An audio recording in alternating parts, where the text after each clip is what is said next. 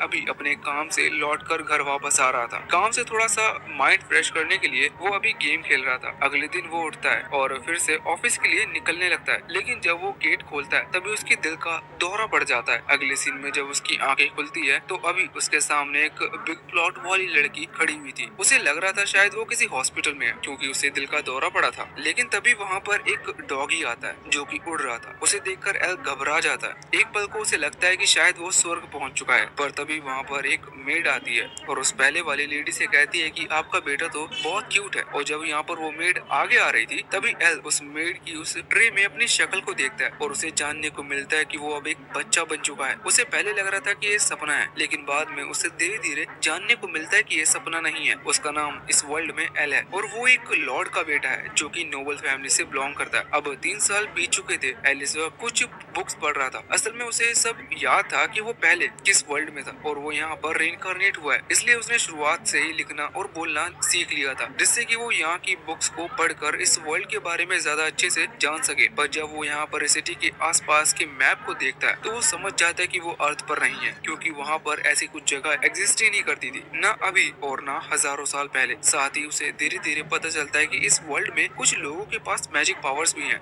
जिस वजह से उसका यकीन पक्का हो चुका था। उसे ये भी जानने को मिलता है कि वो लैम्बर्ग नाम के टाउन में रहता है। यहाँ पर पूरे 10,000 लोग रहते हैं और उसके फादर यहाँ के लॉर्ड है जो कि इस पूरे टाउन को संभालते हैं। साथ ही उसे ये भी पता चलता है कि उसके घर में कई सारी मेड, कुछ शेफ्स हैं और उसका घर इतना ज्यादा बड़ा है कि वो तो उसे बिल्कुल पैलेस की तरह लग रहा था। वो खुश था कि वो इतनी अच्छी जगह पर रेइनकार्नेट हुआ है। वैसे अभी वो वहाँ से सीधा ट्रेनिंग एरिया में जाता है जहाँ पर उस टाउन के सोल्जर प्रैक्टिस किया करते हैं। वो सभी सोल्जर आज फिर से एल को यहाँ देखकर हैरान थे, क्योंकि एल अभी बहुत कम एज का है, लेकिन फिर भी वो अक्सर यहाँ पर आया करता है। वो सभी सोल्जर्स मानते हैं कि वो बड़े होकर एक अच्छा वॉरियर बनेगा। हालांकि अभी वो कह रहे थे कि तुम थोड़ा वहाँ से दूर हट जाओ, क्योंकि यहाँ पर हम प्रैक्टिस कर रहे हैं तो तुम्हें चोट भी लग सकती है। लेकिन एल कहता है कि नहीं, वो संभल कर रहेगा जिससे उसे चोट नहीं लगेगी। अब इसके बाद एल आगे बढ़ रहा था तभी उसे दिखता है कि एक आदमी एक ट्रेनी यानी कि एक नए पर्सन को ट्रेन कर रहा है, और जो नया पर्सन है वो लड़ने में और भाला चलाने में ज्यादा अच्छा नहीं है। इस वजह से वो बार बार नीचे गिर जा रहा था। हालांकि वो हार नहीं मान रहा था, लेकिन जब एल अपनी एप्रिशियल स्किल यानी कि वो टैलेंट दिखाने वाली स्किल का इस्तेमाल करता है तो उसे जानने को मिलता है कि ये जो नया ट्रेनी है इसकी स्किल भाला चलाना नहीं है, बल्कि वो तीर कमान चलाने में ज्यादा माहिर है। अगर वो इस चीज को सीखेगा तो जल्दी सीख जाएगा। अब इसके बाद एल उससे बात करने का फैसला करता है। उसके पास आकर वो कहता है कि तुम्हारा नाम माइक है। ये देखकर वो हैरान था, क्योंकि वो अभी नया है और ऐसे में यहाँ के लॉर्ड को उसका नाम पता होना मुश्किल है। अब इसके बाद सीन चेंज होता है और हम देखते हैं कि अभी एल डिनर कर रहा था। उसी दौरान वहाँ पर उसके फादर आते हैं और उसकी तारीफ करने लगते हैं, क्योंकि आज उन्होंने भी एल की कई बार तारीफ सुन ली है, क्योंकि एल ने माइक का टैलेंट बताया था, जो कि थोड़ी सी अननॉर्मल बात थी। तो यहाँ पर एल अभी मन में सोच रहा था कि अभी तक उसे अपने फादर से डर लगता था, क्योंकि वो थोड़े से गुस्सैल टाइप के दिखते हैं। लेकिन अब जब उसकी एप्रिशियल स्किल के चेक करने वाली पावर अनलॉक हो चुकी है तो आज वो अपने फादर की स्किल चेक करता है, जहाँ पर उसे कई चीज जानने को मिलती है। उसे ये भी जानने को मिलता है कि उसके फादर पहले एक फार्मर हुआ करते थे और उन्होंने मेहनत कर और अपने मार्शल आर्ट के पावर के दम पर खुद को नोबल फैमिली में शामिल कर लिया, और इसके बाद वो इस वर्ल्ड के लॉर्ड बन चुके हैं। यहाँ भी उसके फादर उससे कह रहे थे कि आगे चलकर उसे भी इस लैंड का लॉर्ड बनना है, और उसने अपनी एक स्किल अनलॉक कर ली है। उनके कहने का मतलब ये था कि लॉर्ड में ये काबिलियत होनी चाहिए कि वो दूसरे के टैलेंट को समझ सके,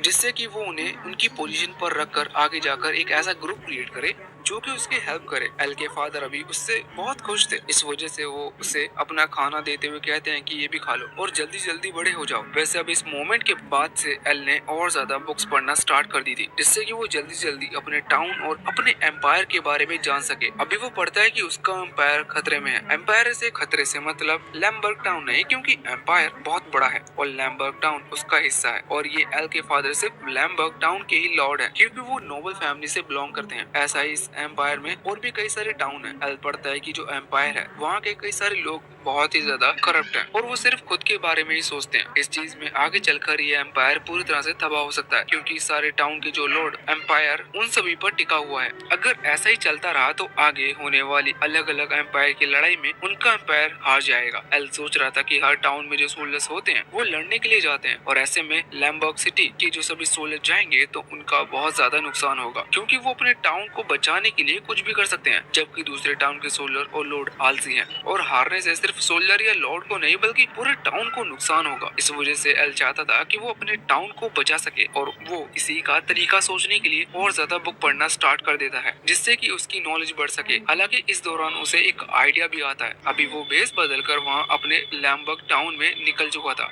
वो यहाँ पर इसलिए आया था जिससे कि वो बाकी लोगों के स्किल और स्टेटस को चेक कर कुछ ऐसे लोगों को ढूंढ सके जो कि आगे चलकर उसकी हेल्प कर पाए। अभी वो बहुत ही देर तक टाउन में घूमता रहता है और सभी लोगों पर अपनी पावर का इस्तेमाल करता है। इस चीज की वजह से अब वो थक चुका था क्योंकि उसने अपनी पावर का कुछ ज्यादा ही इस्तेमाल कर लिया था। अब वो थक कर बैठ जाता है और वो उदास भी था क्योंकि उसे कोई भी नहीं मिल रहा था। लेकिन तभी वो सामने देखता है कि एक शॉप पर एक लेडी एक लड़के को वहाँ से निकाल कर भगा रही थी और वो बहुत गुस्से में लग रही थी। बाद में वो लड़का वही नीचे जाकर उदास होकर बैठ जाता है। वो सिर्फ खाना मांगने के लिए वहाँ पर गया था। उसे बहुत भूख लग रही थी। इस तरफ एक लेडी और एक छोटा सा बच्चा जा रहे थे। तभी वो बच्चा कहता है कि मदर हमें इसे खाना दे देना चाहिए, लेकिन इस पर वो लेडी साफ मना करते हुए उसे वहाँ से ले जाती है। एल जब उस लड़की की तरफ देखता है तो उसे जानने को मिलता है कि ये लड़का मैल्कन है। मैल्कन वो लोग होते हैं जो कि समुद्र के रास्ते से यहाँ आते हैं, वो भी स्लेव बनकर। स्लेव बनकर से मतलब कि कुछ लोग इन लोगों को पकड़कर अपने स्लेव यानी कि नौकर बनाते हैं और लाकर बेच देते हैं। जो लोग ज्यादा काम के नहीं होते उन्हें छोड़ दिया जाता है और वो इस तरह के अलग अलग टाउन में गरीब या भिखारी बनकर घूमते हैं। गरीब या भिखारी बनना उसकी चॉइस नहीं रहती, बल्कि यहाँ के लोग उन्हें अच्छा नहीं मानते। इस वजह से उनका कोई काम नहीं चलता, ना ही उन्हें कोई काम पर रखता है और ना ही अगर वो कुछ काम करे तो उनसे ना कोई सामान खरीदता है। अब वो एल को ये चीज अच्छी नहीं लग रही थी। वो तुरंत ही आगे बढ़ता है और जाकर उस लड़के को एक ब्रेड देता है। ये ब्रेड देने के पीछे उसका कोई इंटेंशन नहीं थे, उसे बस थोड़ा सा दुख लग रहा था, इस वजह से उसने ब्रेड दी। अभी वो लड़का, वैसे उसका नाम रित्सु है, वो बहुत ही ज्यादा खुश हुआ था और खुशी के मारे वो रोने लगा था। दूसरी तरफ हम बाकी लोगों को देखते हैं, उन्होंने एल की शक्ल देख ली थी। वो पहचान गए थे ये तो लॉर्ड है। वो ये देखकर कि होने वाले लॉर्ड आखिर मैल्कल को खाना क्यों दे रहे हैं। वैसे यहाँ पर एल भी जब उसे ब्रेड दे रहा था तभी उसकी स्किल चेक करता है। अब इसके बाद उसे जानने को मिलता है कि ये जो पूरे टाउन में ढूंढ रहा था वो लड़का असल में रित्सु ही है, क्योंकि रित्सु के पास कई सारे टैलेंट थे। वो आगे चलकर बहुत ज्यादा समझदार और पावरफुल और एल के बहुत काम आने वाला है। एल यहाँ पर उसे तुरंत ही कहता है कि क्या वो एल का रिटेनर बनेगा। रिटेनर से मतलब अगर देखा जाए तो एक तरह से सेवक भी होता है, लेकिन एल यहाँ पर मतलब असिस्टेंट टाइप से कह रहा था कि वो एल के काम भी करे, लेकिन एल उसे नौकर की तरह ट्रीट नहीं करेगा। वो लड़का हैरान था, लेकिन उसे बिल्कुल भी भरोसा नहीं था। उसे लग रहा था कि एल शायद ऐसा ही मजाक में कह रहा है। इस वजह से उठकर वो वहाँ से चला जाता है। हालांकि वो एल को थैंक यू भी कहता है, लेकिन एल उसका पीछा नहीं छोड़ता। एल उसके पीछे आता है। वो लड़का कहने लगता है कि तुम मेरा पीछा क्यों कर रहे हो, जिस पर एल कहता है कि मैं चाहता हूँ कि तुम मेरे रिटेनर बनो, मैं यहाँ का लॉर्ड का बेटा हूँ। अब इस पर रित्सु कहता है कि देखो मैं तुम्हारी बात नहीं मान सकता, क्योंकि मैं एक मैल्कन हूँ, कोई भी मुझे पसंद नहीं करता, और अगर मैं सच में तुम्हारी रिटेनर बना तो इससे लोग तुम पर ही गुस्सा करेंगे। लेकिन इसके बाद एल उसे वो निशान दिखाता है जो कि नोबल फैमिली को बिलोंग करता है। वो बताता है कि उसे कोई कुछ नहीं कह सकता और बाकियों को वो संभाल लेगा जो कि उसे कुछ कह सकते हैं। वो बार बार कह रहा था कि तुम में वो स्किल है जो कि मेरे काम आ सकती है, इस वजह से मैं तुम्हें चुन रहा हूँ अपने रिटेनर के तौर पर। वो लड़का कहता है कि हम अभी अभी मिल रहे हैं, फिर तुम्हें कैसे पता कि मेरे अंदर कोई स्किल भी है। एल कहता है कि तुम्हारी प्रॉब्लम नहीं है, वो स्किल मैं ढूंढ कर निकालूंगा। लेकिन अभी रित्सु को उस पर भरोसा नहीं था, इस वजह से वो वहाँ से जाने लगता है। लेकिन जाते वक्त अचानक से उसके पेट में आवाज आती है, क्योंकि उस ब्रेड के टुकड़े से उसका पेट नहीं भरा था। एल तुरंत ही इस चीज का फायदा उठाते हुए कहता है कि मेरे घर पर तुम्हें ढेर सारा खाना मिल सकता है, अगर तुम चाहो तो चलो, हमारा शेफ तुम्हें नई नई तरह के डिश बनाकर खिलाएगा। अभी यहाँ पर रित्सु से रहा नहीं जाता, वो बात मान लेता है। अगले सीन में वो लोग वहाँ एल के घर पर पहुँचते हैं, जहाँ पर एल और रित्सु को दोनों को ही खाना दिया जाता है। लेकिन रित्सु एक मैल्कन है, इस वजह से उसे बहुत ही कम खाना दिया जाता है कि तुम खाना खाकर यहाँ से चले जाना। एल को ये बिहेवियर बिल्कुल भी पसंद नहीं आता, लेकिन उनकी भी गलती नहीं थी, क्योंकि मैल्कन को इस तरह से ट्रीट किया जाता रहा है, इस वजह से वो इस तरह से ट्रीट कर रहे हैं। एल उनसे तो कुछ नहीं किया था, लेकिन यहाँ पर वो रित्सु के पास आकर बैठ जाता है और फिर अपना खाना भी रित्सु को दे देता है, जो देखते हुए मेड्स और उस शेफ को और खाना लाकर रित्सु को देना पड़ता है। वैसे अब एल वहीं पर पास में बैठकर उससे पूछ रहा था कि आखिर तुम कहाँ से हो, जिस पर रित्सु बताता है कि वो समुद्र के पास से आया, जहाँ से बाकी मैल्कन्स आते हैं। लेकिन उसका जो ग्रुप था वो ग्रुप को मिशनरीज में शामिल किया था। ये लोग आसपास ट्रैवल करते हैं और ट्रेड करते हैं, लेकिन किसी कारण के चलते रित्सु उनसे अलग हो गया। एल कहता है कि तुमने फिर से ज्वाइन करने की कोशिश क्यों नहीं की, जिस पर रित्सु बताता है कि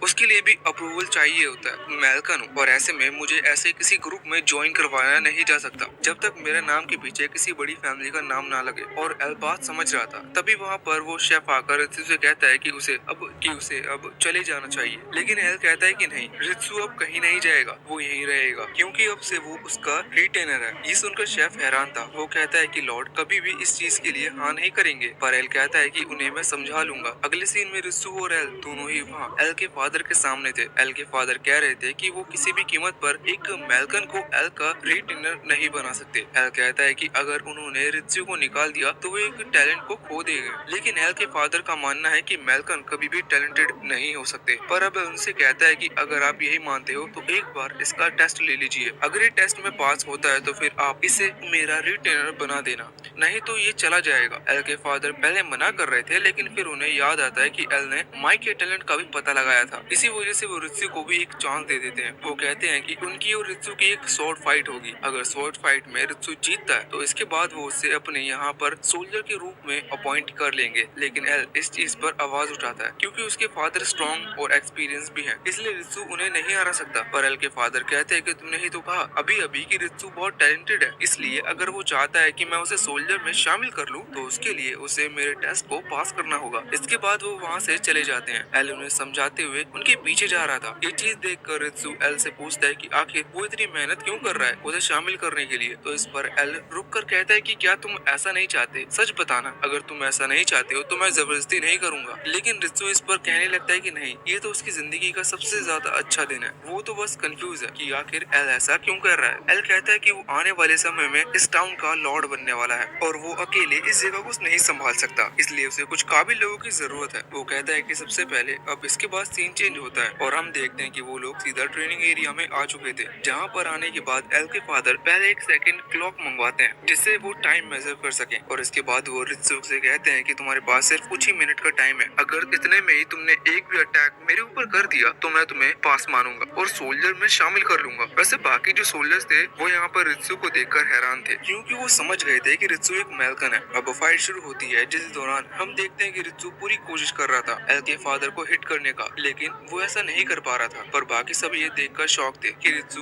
उनके लॉर्ड के सामने तलवार इतनी अच्छी चला पा रहा है, जबकि उनके पूरे टाउन में सबसे ज्यादा महान तलवारबाज उनके लॉर्ड ही हैं। अब यहाँ पर लॉर्ड बहुत ही ज्यादा पावरफुल अटैक कर रित्सु को वहाँ से नीचे गिरा देते हैं। रित्सु की उठने की हालत नहीं थी क्योंकि वो जानता था कि वो कभी भी एल के फादर को नहीं हरा सकता। लेकिन फिर उसे एल की आवाज आती है और उसे याद आता है कि एल ने उससे कहा था कि उसे उसकी जरूरत है। इस वजह से अब रित्सु भी फिर से खड़ा होता है और अपनी पूरी पावर से हमला करने के लिए आगे बढ़ जाता है। वो खिड़की की साइड पर जंप कर रहा था, इस वजह से उसे सनलाइट का एडवांटेज मिल जाता है। लेकिन सही मौके पर यहाँ पर एल के फादर ने भी उसके अटैक को रोक लिया था। पर वो कहता है कि ये लड़ाई अभी यहाँ पर खत्म नहीं हुई है। जब रित्सु पीछे मुड़कर देखता है तो सैंड क्लॉक में अभी भी कुछ रेत बची हुई थी। उसे समझ में नहीं आता, लेकिन फिर भी एल के फादर बताते हैं कि तुम मेरे टेस्ट को पास कर चुके हो। यहाँ पर एल के फादर के बाल पर उसकी तलवार हल्की सी टच हो गई थी। हालांकि अब जो भी हुआ यहाँ पर रित्सु को सोल्जर बना दिया जाता है, जिस पर वो बहुत ज्यादा खुश था और साथ ही एल भी। वैसे एल के फादर एल से कहते हैं कि तुम्हारे अंदर ये पावर है कि तुम दूसरे के टैलेंट को पहचान सकते हो। ये पावर तुम्हें आगे चलकर बहुत काम आएगी। अगले सीन में रित्सु को दूसरे कपड़े दिए जाते हैं, जिस पर वो बहुत ज्यादा खुश था क्योंकि उसकी लाइफ अब पहले से पूरी तरह से बदल चुकी है। इसलिए वो एल के पास आकर उससे कहता है कि वो जरूरत आने पर एल के लिए अपनी जान भी दे देगा। अब इसके बाद यहाँ से कुछ मंथ बाद का सीन आता है। हम देखते हैं कि यहाँ रित्सु सभी सोल्जर के साथ और सभी लोगों के साथ घुल मिल गया था। वो सभी सोल्जर रित्सु के साथ मिलकर ट्रेनिंग किया करते थे क्योंकि वो रित्सु से बहुत ज्यादा कुछ सीख पा रहे थे और साथ ही रित्सु बुक्स भी पढ़ रहा था जिससे कि उसकी नॉलेज और बढ़ सके और उसे उन सभी सोल्जर में सबसे इंटेलिजेंट माना जाने लगा। साथ ही तलवारबाजी में भी अब पहले से वो बहुत ज्यादा अच्छा हो चुका था। वैसे अब हम देखते हैं कि यहाँ रित्सु अभी एल के पास आया हुआ था क्योंकि रित्सु को भी नेशन के बारे में जानना है और एल को भी अच्छी खासी नॉलेज है। इस वजह से वो साथ में मिलकर कई बार बुक पढ़ते हैं। तो अब यहाँ से कहानी थोड़ी सी टिपिकल टाइप की होती है, मगर हम इजी तरीके से समझाते हैं। असल में इनकी किंगडम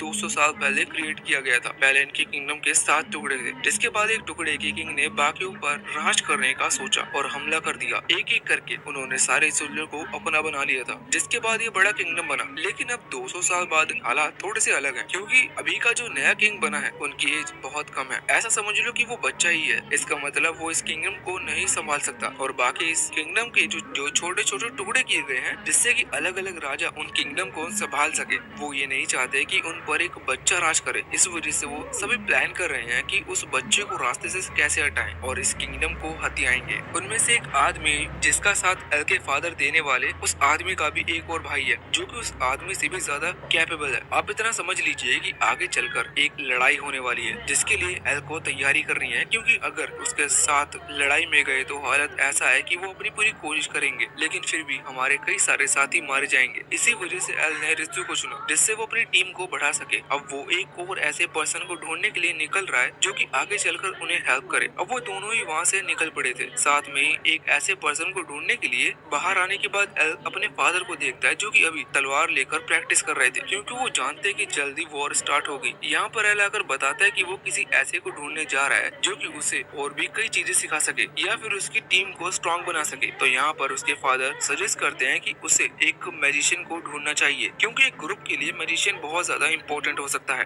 हालांकि अभी के टाइम में उनके वर्ल्ड में मैजिशियन इतने ज्यादा फेमस नहीं थे। फेमस से मतलब उन्हें ज्यादा यूज नहीं किया जाता था, लेकिन रित्सु भी कहता है कि हाँ, मैजिशियन शायद आने वाले वॉर में बहुत बड़ी अमाउंट में हिस्सा लेंगे, क्योंकि मैजिशियन के होने से आर्मी और ज्यादा पावरफुल बन सकती है। वैसे हमें एल का भी सीन दिखाया जाता है जब वो छोटा था। तब एल के फादर ने उससे कहा था कि उसे मैजिक यूज कर देखना चाहिए, क्योंकि यहाँ पर कुछ लोगों को मैजिक मिलता है और कुछ को नहीं। तो वो देखना चाहते थे कि एल के पास मैजिक है कि नहीं। हालांकि जब एल अपने मैजिक पावर का इस्तेमाल करने की कोशिश करता है तो वो यहाँ पर फायर पावर का इस्तेमाल कर रहा था जो कि क्रिएट नहीं होती, जिस वजह से उसके फादर को लगता है कि उसके पास कोई मैजिक पावर नहीं है। इस वजह से उन्होंने उसके बाद से एल को ऐसा करने से मना कर दिया और एल ने भी ये बात मान ली थी कि उसके पास मैजिक पावर नहीं है। अब एल अपने फादर की बात भी समझ चुका था। वो चाहते हैं कि एक मैजिशियन उनके ग्रुप में ज्वाइन हो और एल को भी अब ये सही लग रहा था, जिस वजह से वो प्रॉमिस करता है कि वो एक अच्छे मैजिशियन को ढूंढ कर लाएगा। अब इसके बाद रित्सु और दोनों घोड़े पर बैठकर वहाँ से निकल चुके थे। रास्ते में रित्सु कह रहा था कि अगर हमने एक अच्छा मैजिशियन ढूंढ लिया तो इससे हमारी बहुत सारी प्रॉब्लम सॉल्व हो जाएगी। और एल को भी पूरा भरोसा था कि वो अपनी स्किल की मदद से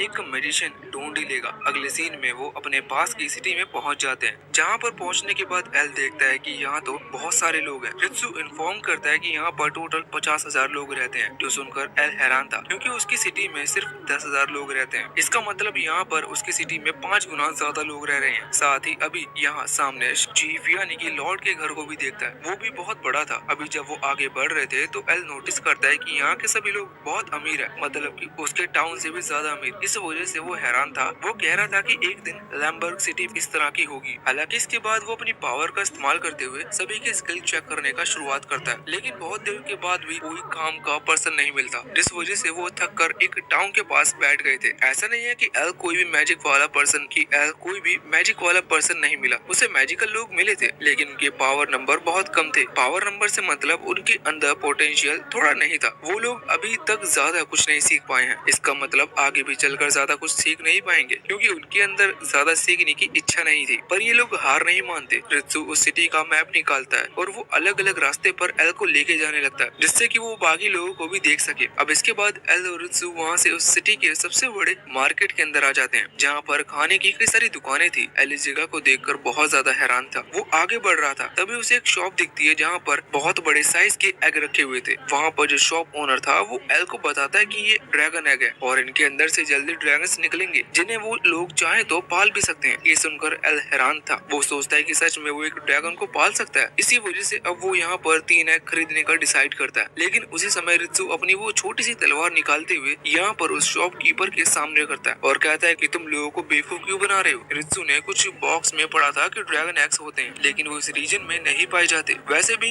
वो इन एग से बहुत ज्यादा अलग होते हैं। साथ ही रित्सु बताता है कि ये बस मामूली लिजर्ड एग है जो कि बड़े साइज के हैं। रित्सु कहता है कि ऐसा नहीं है कि वो एग यहाँ पर आ ही नहीं सकते, लेकिन कारण ये है कि इनका जो सिटी है वो दूसरे कॉन्टिनेंट के साथ ट्रेड नहीं कर सकता। इसका मतलब वहाँ से एग यहाँ पर लाना बहुत ज्यादा नामुमकिन है। अब वो आदमी अभी मानने को तैयार नहीं था। वो कह रहा था कि नहीं, ये ड्रैगन एग ही है, जिस पर रित्सु को और ज्यादा गुस्सा आता है। उसे खासकर गुस्सा इस बात पर आ रहा था क्योंकि शॉपकीपर ने एल को बेवकूफ बनाने की कोशिश की। वो तुरंत अपने चाकू को उसकी गर्दन के पास लेकर आता है और कहता है कि उसने अगर एल से माफी नहीं मांगी तो वो उसे मार देगा। लेकिन अभी वो शॉपकीपर हाँ नहीं कर पा रहा था और ना ही माफी मांग रहा था। पर तभी एल रित्सु को रोक देता है और कहता है कि इसे माफ कर दो, अब वो ये एग नहीं खरीदने वाला। वैसे अब वो दोनों वहाँ से जा रहे थे तो एल रित्सु को थैंक यू कह रहा था, पर वो ये भी सोच रहा था कि उसे भी थोड़ा समझदार बनना पड़ेगा, जिससे कि कोई दुकान वाला उसे बेवकूफ ना बनाए और रित्सु किसी की जान ना ले। अब इसके बाद एल को भूख लगी थी, इस वजह से वो खाना लेकर बैठकर खाने खाने लगते हैं। तब इसके सामने उसे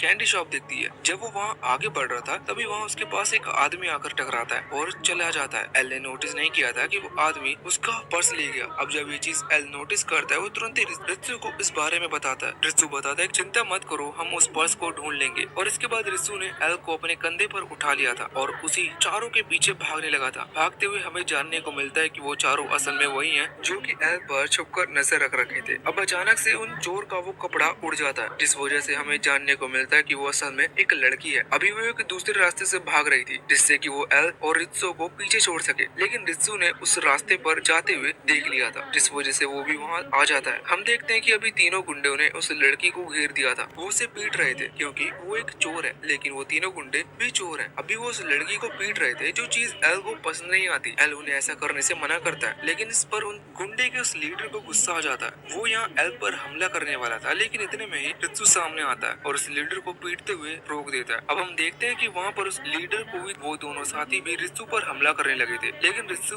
उन्हें भी हरा देता है, जिसके बाद वो तीनों ही वहाँ से डरकर भाग जाते हैं। अभी उस लड़की को ज्यादा चोट तो नहीं लगी, इस चीज के लिए एल अभी अपनी स्किल से उसे चेक कर रहा था। तभी उसे जानने को मिलता है कि इस लड़की के पास तो एस टियर की मैजिक पावर, मतलब ये फ्यूचर में बहुत ज्यादा पावरफुल मैजिशियन बन सकती है। हालांकि एल को ये भी पता चलता है कि मैजिक में अच्छा होने के कारण इसकी बाकी सभी कॉम्बैट स्किल बहुत खराब है, लेकिन एल को तो सिर्फ एक मैजिशियन चाहिए था। वैसे इस लड़की का नाम चार्लोट है। अब एल उसके पास आता है। वैसे यहाँ पर रित्सु भी आगे आ गया था। वो उस चार्लोट को हाथ देता है और उससे पूछता है कि तुम ठीक तो हो, जिस पर वो कहती है कि हाँ वो ठीक है और वो उन्हें मदद के लिए थैंक यू भी कह रही थी। पर तभी एल वहाँ पर आकर उससे कहता है कि क्या वो उसके लिए उसकी मैजिशियन बन सकती है, जो सुनकर रित्सु बहुत ज्यादा हैरान हो जाता है, क्योंकि उसके हिसाब से चार्लोट सिर्फ एक मामूली चोर है। चार्लोट बताते है कि उसे बिल्कुल भी मैजिक पावर के बारे में नॉलेज नहीं है, लेकिन एल को उसका पोटेंशियल दिख रहा था, जिस वजह से एल कहता है कि वो आगे चलकर ये चीज सीख जाएगी। उसे उस पर भरोसा है और चार्लोट तुरंत ही मना कर देती है। एल कहता है कि वो जानता है कि वो ये सब चोरी का काम इसलिए कर रही है क्योंकि अभी उसका टाइम बहुत बुरा चल रहा है और उसके पास कोई चारा नहीं है, लेकिन अगर वो एल के साथ देती है तो इसके बाद उसका टाइम बदल जाएगा। लेकिन चार्लोट को एल पर बिल्कुल भी भरोसा नहीं था, क्योंकि एल एक नोबल फैमिली से है, लेकिन एल उससे बताता है कि वो बाकी नोबल की तरह नहीं है, उसकी सोच अलग है और वो एक ऐसा टाउन क्रिएट करना चाहता है जहाँ पर सभी लोग खुश रहें और कोई भी गरीब ना हो। लेकिन यहाँ पर चार्लोट को उस पर बिल्कुल भी भरोसा नहीं था। वो कहती है कि वो बस जानती है कि एल सिर्फ अपने फायदे के लिए ज्वाइन करवाना चाहता है, जिससे कि आगे चलकर वो उसकी लग्जरियस लाइफ को प्रोटेक्ट कर सके। एल उसे समझाने की बहुत कोशिश करता है, लेकिन आखिर में चार्लोट ने मना कर दिया था,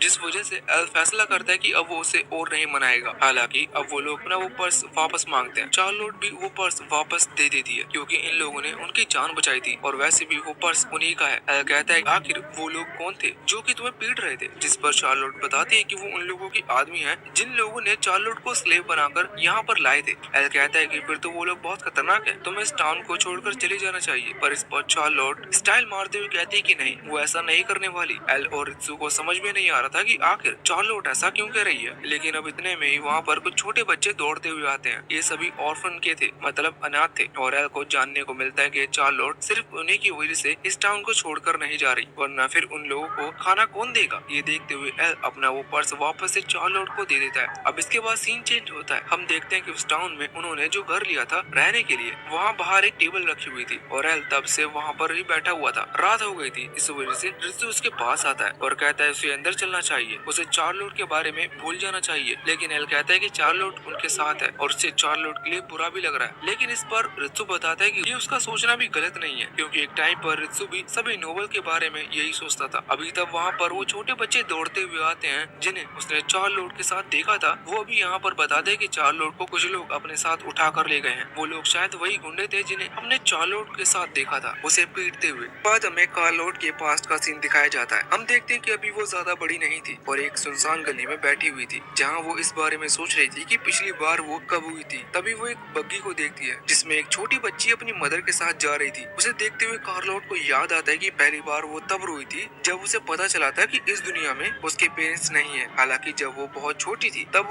उसकी लाइफ फिर से भी ठीक हुई थी, क्योंकि लोग उसे खाना देते थे। लेकिन जब वो थोड़ी सी बड़ी हुई तो एक अनाथ थी, जिस वजह से कोई उस पर ध्यान नहीं देता और उसे खुद से दूर कर देते थे। कार्लोट इस चीज से बहुत ज्यादा दुखी थी और हमेशा यही सोचती रहती थी कि आखिर उसका इस दुनिया में जन्म क्यों हुआ। अब वैसे हमें करंट टाइम में आते हैं, जहाँ हम देखते हैं कि कार्लोट को अभी वो चोर उठा कर लेकर आए थे, जो कि उस टाइम कार्लोट से फाइट कर रहे थे। यहाँ पर वो एक ट्रेडर के पास लेकर आते हैं और वो उसे पीट रहे थे, ये कहते हुए कि वो कहाँ छुपी हुई थी, क्योंकि उन्हें उसे ढूंढने में बहुत बहुत तकलीफ हुई। हालांकि वो नोटिस करते हैं कि वो कार्लोट को कितना भी क्यों ना पीटे, लेकिन वो रो नहीं रही थी। इस वजह से उन्हें और ज्यादा गुस्सा आता है। पर तभी वो ट्रेडर कहता है कि तुम्हें इसे पीटो, लेकिन इसके फेस पर बिल्कुल भी मत मारना, क्योंकि इससे हमने इसका बायर ऑलरेडी मिल चुका है और अगर इसे चोट लगे तो इससे उल्टा हम ही फंसेंगे। वैसे अब तभी वो चोर नोटिस करते हैं कि कार्लोट के पास कुछ पैसे हैं। वो उससे उन पैसे को छीन लेते हैं। उन पैसे को लेने की कोशिश कर रही थी, लेकिन वो चोर उसे नीचे गिरा देते हैं और कहते हैं कि वो तीनों भी कितनी भी कोशिश कर रहे हैं, लेकिन इसका कोई फायदा नहीं। शायद तुम इन पैसों को ऑर्फनेज के बच्चों के लिए लेना चाहती हो, लेकिन वो लोग कहते हैं कि तुम कोशिश करना छोड़ दो, क्योंकि इसका कोई फायदा नहीं, तुम यहाँ से बचकर नहीं निकल सकती। वो ये भी कहते हैं कि अगर तुम यहाँ से किसी तरह से निकल भी जाती हो तो तुम्हें फिर से इसी तरह की जिंदगी जीनी होगी जिस तरह की तुम अभी पहले से जी रही हो। उसका कोई फायदा नहीं है, इसलिए हमारे ही काम आ जाओ। तुम्हें तो सिर्फ उन पेरेंट्स को कोसना चाहिए जिन्हें तुम्हें अकेले छोड़ दिया। अब जब वो ऐसा कह रहे थे तो कार्लोट को बहुत ज्यादा बुरा लग रहा था, लेकिन उसी दौरान हम देखते हैं कि माइक वहाँ पर आता है और उन सभी चोर पर हमला करना शुरू कर देता है। उसने बहुत ही आसानी से उन सभी को एक ही बार में हरा दिया था। अभी एल भी उसके साथ। उसे यहाँ पर देखकर कार्लोट हैरान थी और एल से कह रही थी कि आखिर वो लोग यहाँ पर उसे बचाने के लिए क्यों आए हैं। लेकिन तभी वो ट्रेडर वहाँ से आगे आता है और एल भी उस ट्रेडर का नाम जानता था और वो ट्रेडर भी एल के कपड़े देखकर ये चीज समझ चुका था कि एल नोबल फैमिली से बिलोंग करता है। हालांकि वो तुरंत ही साफ कह देता है कि कार्लोट तुम्हें फ्री में नहीं मिल सकती और मैं उसे नहीं छोड़ने वाला, क्योंकि मैं जानता हूँ कि तुम नोबल सीक्रेटली इन सभी स्लेव को खरीदते हो दूसरे लोग के जरिए, जिससे कि तुम्हारा नाम बदनाम ना हो, इसलिए मैं तुम्हें डायरेक्ट फ्री में नहीं दूंगा। अभी उस ट्रेडर को लग रहा था कि एल एक नोबल है, इसलिए वो उसकी बात को समझ रहा होगा और उसे सच में कार्लोट से वैसे कुछ काम होगा जिसके लिए वो उसे बाय करना पसंद करे। पर एल को उसकी बात बिल्कुल भी अच्छी नहीं लगती और वो उसकी तरफ आगे बढ़ता है। तुरंत ही यहाँ पर कार्लोट उसे रोकती है, क्योंकि वो जानती थी कि एल और माइक दोनों ही मिलकर इतने सारे चोरों के सामने कुछ नहीं कर सकते। लेकिन एल पीछे मुड़ता है और कार्लोट की आंखों में देखता है। उसे पहले भी उसकी आंखें बिल्कुल खाली लग रही थी, जो चीज वो पहले नहीं समझा था। लेकिन जब वो फिर से अपने पावर को एक्टिवेट करते हुए उसके स्टेटस को चेक कर रहा था तो उसे जानने को मिलता है कि माइक का एम्बिशन लेवल बिल्कुल 1 पर है। इस स्टेटस का मतलब ये होता है कि जो सामने वाला पर्सन है उसने अपने एम्बिशन को खो दिया है। इसका मतलब उसे अपने फ्यूचर का बिल्कुल भी यकीन नहीं और उसे इसका कोई फर्क नहीं पड़ता कि फ्यूचर में उसके साथ क्या होने वाला है। एल इस चीज से थोड़ा सा दुखी था, लेकिन वो ट्रेडर ये सुनते हुए हंसने लगता है और कहता है कि ये लड़की एक स्लेव है और स्लेव का कोई फ्यूचर नहीं हो सकता। इस चीज से एल को और ज्यादा बुरा लगता है और साथ ही उसे गुस्सा भी आता है। वो कहता है कि तुम समझदार दिखते हो और समझदार और बड़े लोग हमेशा बच्चों को सपोर्ट करते हैं, लेकिन तुमने सिर्फ कार्लोट के सपनों को तोड़ा नहीं बल्कि अब तुम उस पर हंस भी रहे हो। यहाँ पर एल का गुस्सा एक पॉइंट पर आ चुका था, इसलिए वो जोर से चिल्लाता है और कहता है कि तुम वो पर्सन नहीं हो जो कि डिसाइड करे कि कार्लोट फ्यूचर में क्या करेगी। ये उसके खुद डिसीजन से होगा कि वो क्या करना चाहती है। यहाँ पर कार्लोट भी एल की बातों को सुनते हुए सोच रही थी कि उसने जब रोना बंद किया था तो उसका कारण ये था कि वो समझ गई थी कि रोने से उसे कुछ मिलने वाला नहीं है, क्योंकि हालांकि इस चीज के साथ उसने अपने एम्बिशन को भी खो दिया था, क्योंकि उसे लगा था कि शायद जब इंसान का जन्म होता है तभी उसकी डेस्टिनी डिसाइड कर ली जाती है। इसलिए उसने सब कुछ अपनी डेस्टिनी पर छोड़ दिया और खुद कुछ नहीं सोचा। उसने खुद को इतना सख्त बना लिया जिससे कि कोई भी उसका कोई फायदा न उठाए। उसके लिए आंसू कमजोरी थे और कमजोरी मौत। इसलिए उसने भले ही अपने फ्यूचर का नहीं सोचा, लेकिन प्रेजेंट में जीते हुए उसने सरवाइव करने के बारे में जरूर सोचा। इसलिए वो खुद को स्ट्रॉन्ग बनाते रहे और किसी तरह से उसने